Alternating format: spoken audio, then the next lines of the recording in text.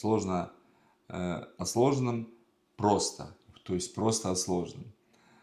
И с вами я, ваш незаменимый в объяснениях Иванов Вадим.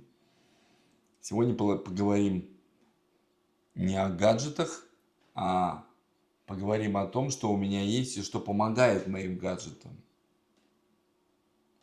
Помогает гаджетам оставаться стильными, оставаться не царапанными, оставаться нормальными. Один из гаджетов, который, наверное, сейчас имеет каждый, я не знаю, человек на этом земной шаре, это почти каждый человек, это мобильный телефон. Каждый пользуется этими гаджетами на своем усмотрение. Кто-то вообще отказался от компьютеров и пользуется только им, а кто-то пользуется им только для мессенджеров, допустим, проверки почты, там в пути посмотреть какой-нибудь YouTube ролик или Instagram полистать, реже для работы.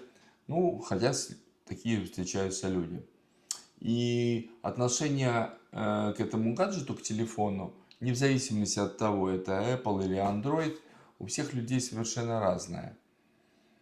У меня же оно не то что щепетильное, но, как я вам говорил раньше, мне не нравится, когда есть царапины, когда есть какие-то грязь, жир на этих гаджетах.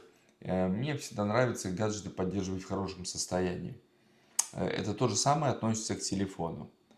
И по этой самой причине на телефоне я не то что не жалею, но достаточно часто меняю пленку.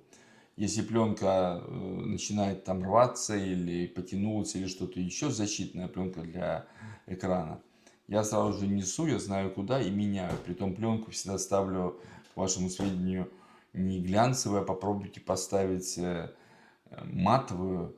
И матовая она как раз-то не собирает отпечатки пальцев, и ваш экран выглядит более-менее всегда нарядно.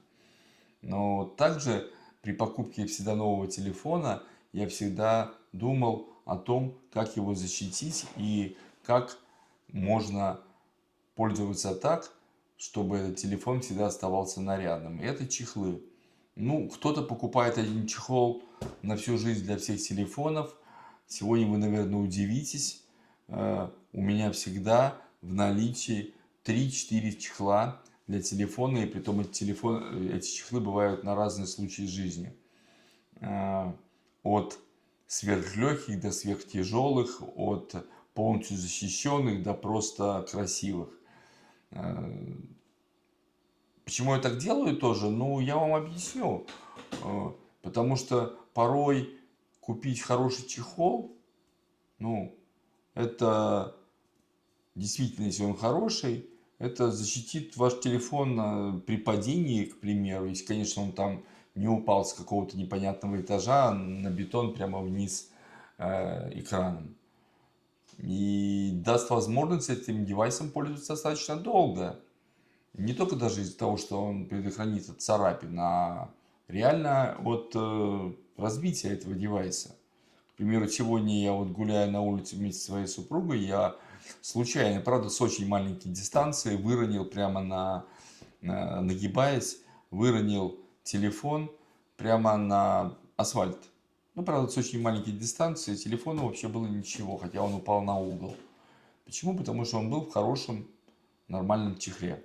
Если бы, я думаю, телефон был без чехла, при ударе ровно на угол, если вы знаете, почему-то всегда образуется такая, как паутина. Ну, не почему-то, наверное, это такое слабое место, этот угол, 4 угла у телефона.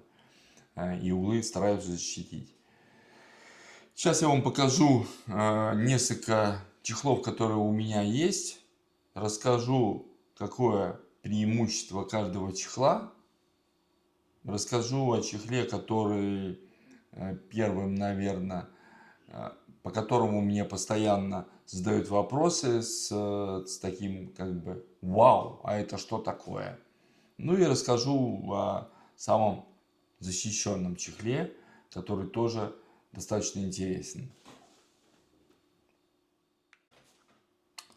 И начнем мы с чехла, который у меня сразу же находится на моем телефоне, и по которому мне постоянно задают кому не лень вопросы по поводу, а что это такое вообще? Это новый телефон, он из космоса или что это такое?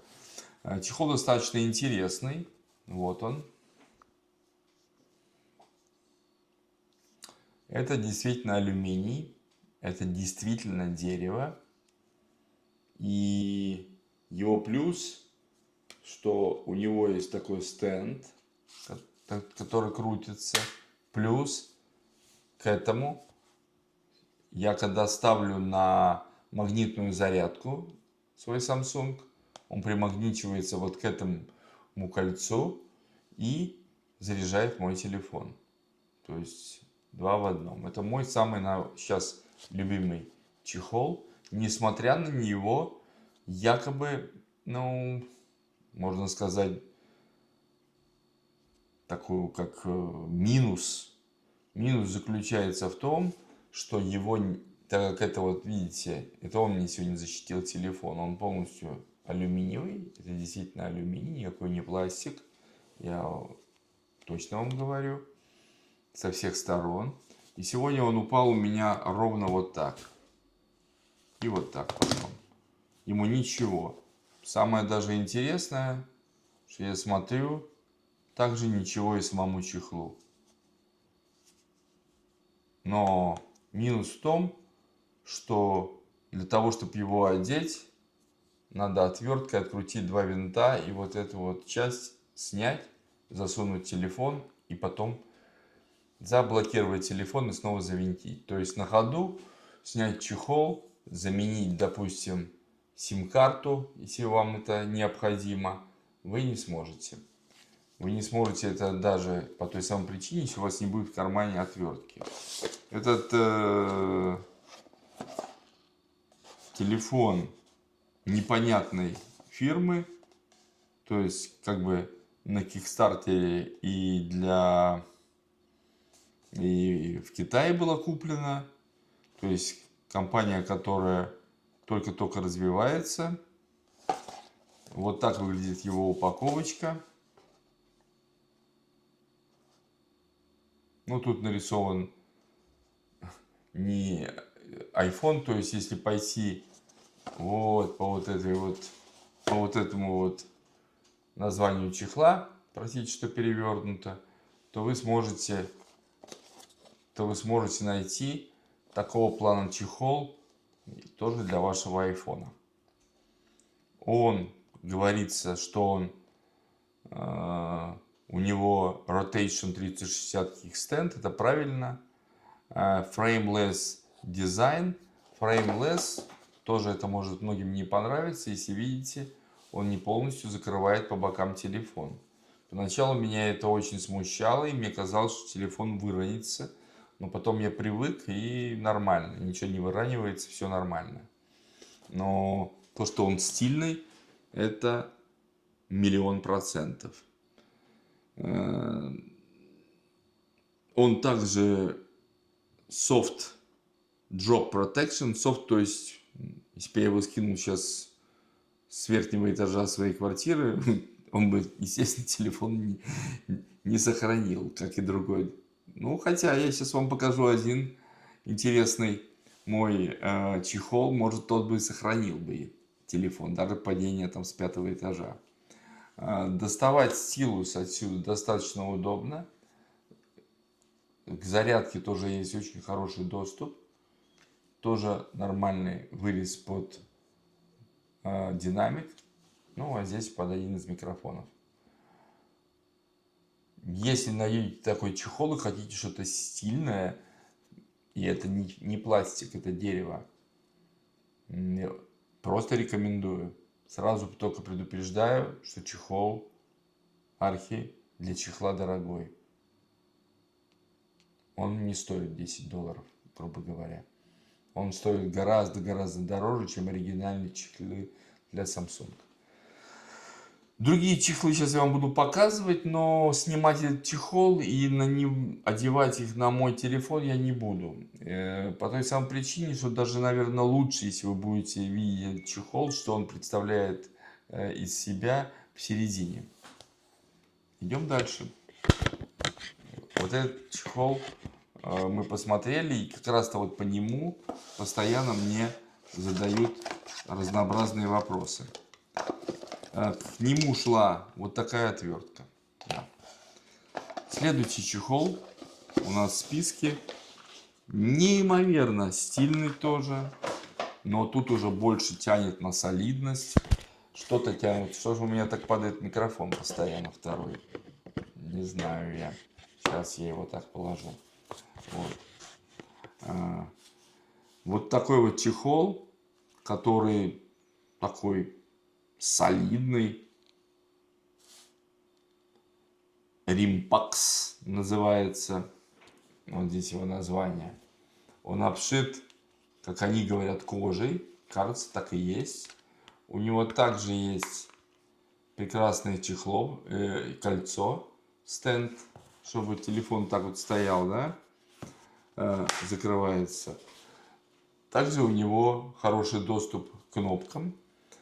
Он обшит вот здесь кожей, везде кожей, но основа его мягкий силикон. Здесь у него такой мягкая ткань, типа, ну, не велюра, а типа такой бархата, который тоже будет защищать ваш телефон.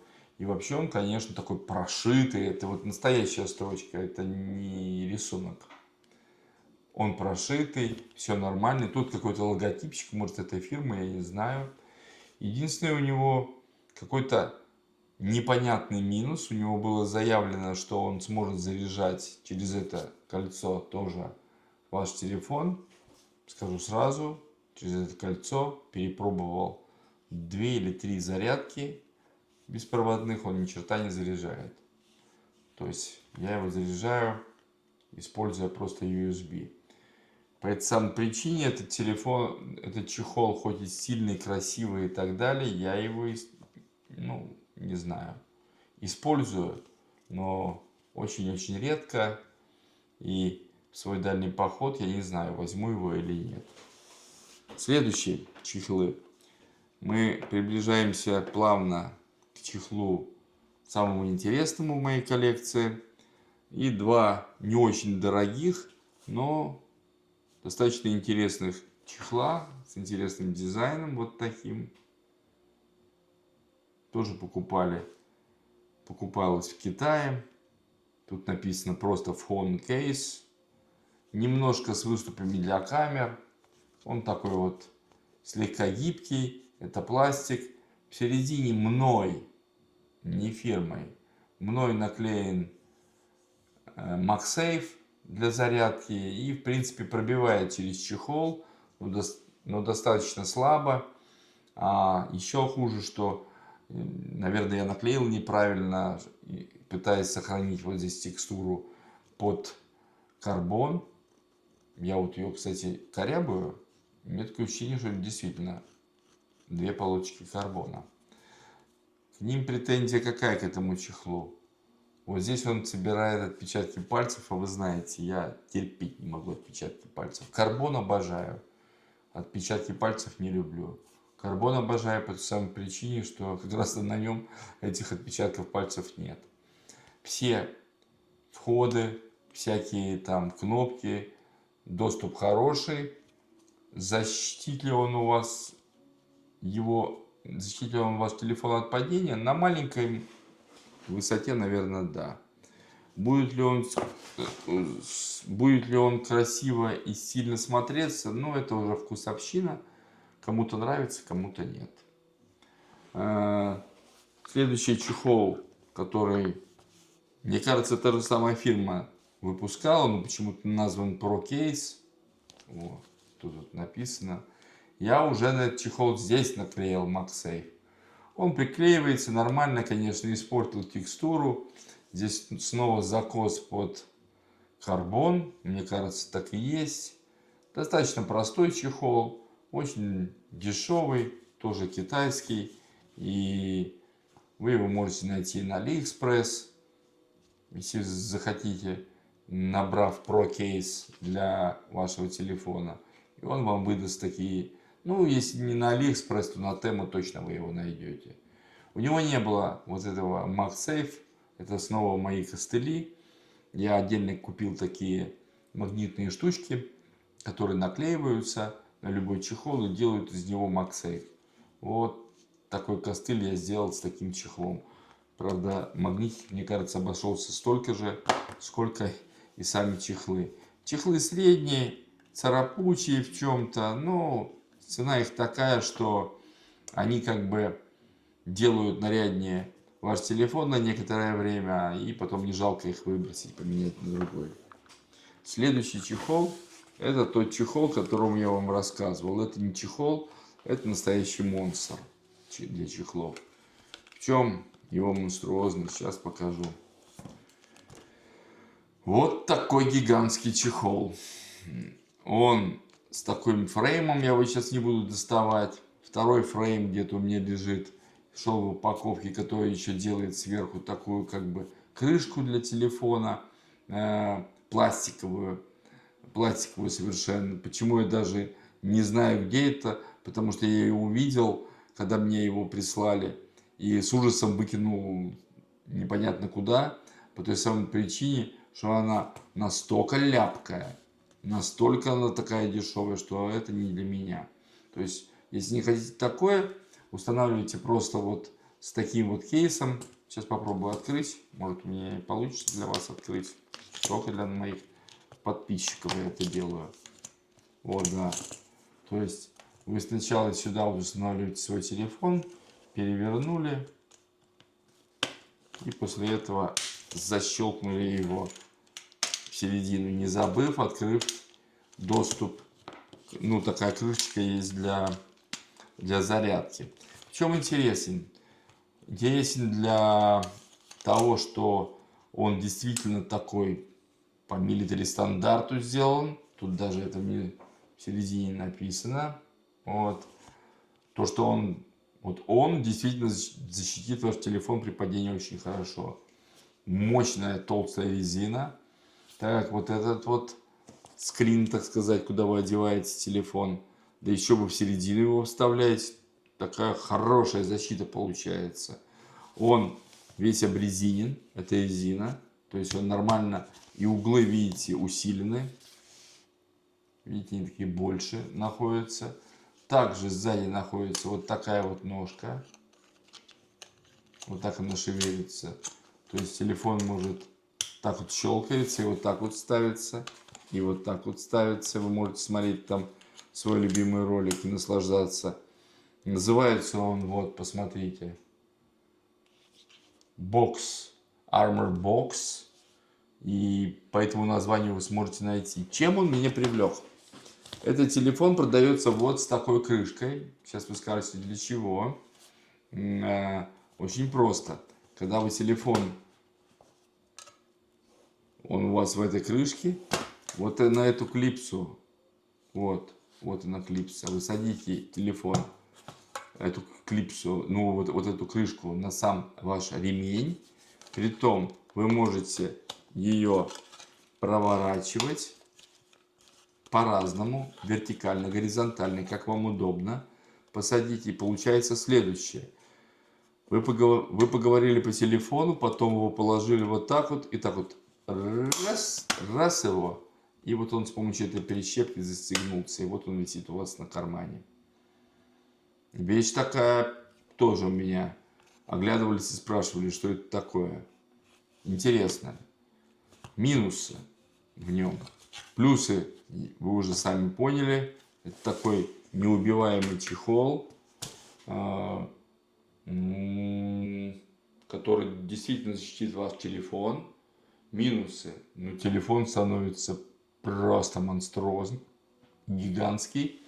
Забудьте, если вы хотите этот телефон положить в штаны ваших, ну, в джинсы, в карман ваших джинс, или там тем более в костюм. Ну и вообще такая штучка для людей и любителей костюмов постоянного ношения и офиса не подойдет. Он подходит для таких брутальных парней, которые любят еще ездить на моциках, которые любят полезть в горы куда-нибудь, еще куда-нибудь. у которых есть телефоны, и они не хотят, чтобы он разбился. То есть гаджет годный и для этого применимый совершенно точно. Сделан стильно. У меня он уже со времен покупки моего Galaxy Ultra 22s, 22 Ultra, да, прошу прощения. И то есть достаточно давно, пару лет точно. И фирма, которая выпускает такие Armor, называется iBlossom. И iBlossom Armor Box. То есть, ну, дорогая штука, но стоит того. Хотите стиль и хотите носить его в простых карманах и джинсах, используйте такое. Хотите более брутальное, носите вот такое. Видите, у меня и то, и другое есть. В зависимости. Ну, теперь короткий вывод по этому небольшому ролику, в котором рассказано было о том, какие чехлы на данный момент у меня на телефоне. И вообще вывод хочу сделать не только для чего они, ну понятно, там каждый понимает по-своему. Но у меня через какое-то время пришла такая вот, наверное, очень смешная идея. Сейчас послушайте, может она вам тоже понравится. Как я вам говорил в самом начале ролика, год от года, раньше, когда меняли телефоны компании, выпускали новые модели, они действительно носили какую-то инновацию. То ли это очень быстрый процессор, действительно быстрый, то ли это 120 Гц экран, Full HD или там 4К, кому как, то ли это много памяти, то ли это много оперативки. И подошло примерно, я заметил, в году 21-22 это стало потихоньку замедляться. Мое мнение, на данный момент вот эта мобильная вся история теперь тормозится, и они как бы уже обсасывают предыдущий телефон, делают какие-то фичи к нему и говорят, что это совершенно новая модель. Пожалуйста, ее купите. Без этого вы жить не сможете. А именно инновационные технологии, как было раньше, с каждым годом я заметил, к сожалению, пока не тормозятся. Я был пользователь даже такого телефона, как Fold. У меня третье поколение было Fold, и второе поколение было Fold. И повелся я только на одно, потому что я был пользователь Samsung Note вместе со стилусом. Они отменили эту модель, и я подумал, о, надо, значит, что-то думать, переходить на Fold. Я его купил в надежде, что будет встроенный стилус со временем. Они выпустили за той модели, которую я выпускал, стилус, но внешний большой, как ручка прямо. Телефон стал монструозным. И я понял, совершенно бесполезным по той самой причине, что для того, чтобы написать, тебе надо остановиться, надо открыть телефон и писать. Свою историю с этими фолдами я закончил. И честно, если бы мне послушал или Samsung, я бы им сказал так. Многие, кто имеют Samsung Ultra или которые до этого были на фолде и снова переползли на Samsung Ultra со стилусом, они не переползут назад снова на Fold до тех пор, пока местам не появятся стилусы, встроенные стилусы, как на Samsung Ultra. Так вот и о чем, что технологии тормозятся, технологии не идут вперед, и ничего не меняется. И вот у меня уже вышло Samsung 23, Samsung 24, а менять я ничего не хочу.